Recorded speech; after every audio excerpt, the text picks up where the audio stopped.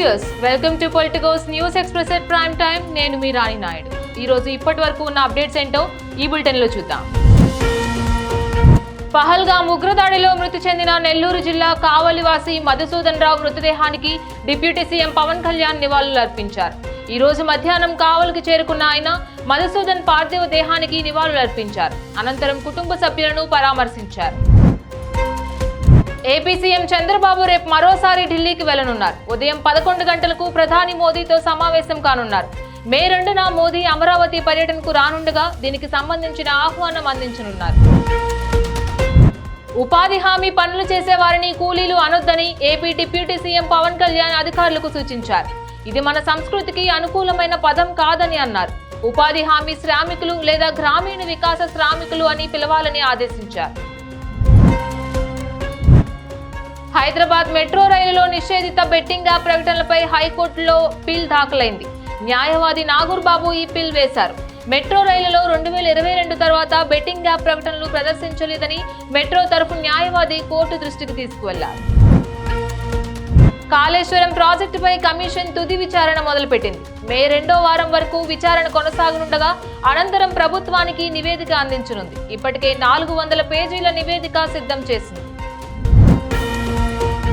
ఉగ్రవాది ఎక్కడ నక్కినా సరే వెతికి మరీ శిక్షిస్తామని ప్రధానమంత్రి నరేంద్ర మోదీ తెలిపారు. ఉగ్రవాదులకు వారికి మద్దతిస్తున్న వారికి కలలో కూడా ఊహించని విధంగా కఠిన శిక్ష విధిస్తామని హెచ్చరించారు. టెర్రరిస్టులు భారీ మూల్యం చెల్లించుకోక తప్పదన్నారు.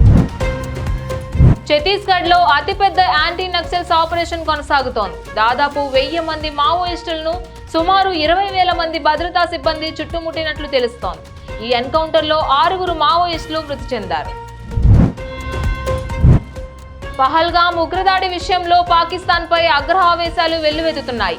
ఈ క్రమంలో ఢిల్లీలోని పాక్ హై కమిషన్ కార్యాలయం వద్ద కొంతమంది ఆందోళన చేపట్టారు. ఈ పరిణామాల నడుమే ఓ వ్యక్తి కేక్ బాక్స్ తో పాక్ హై కమిషన్ కార్యాలయానికి వెళ్తున్నట్లు ఓ వీడియో నెట్టింట చక్కర్లు కొడుతోంది.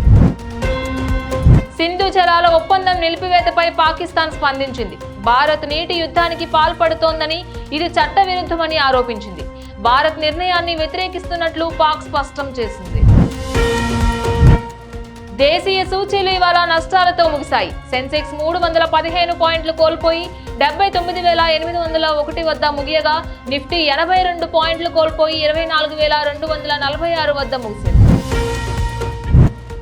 ఇవి బులెటిన్ అప్డేట్స్. ఇక మరిన్ని అప్డేట్స్ కోసం keep watching Politicos media. Please subscribe to the channel and download the Politicos app from the links in the description.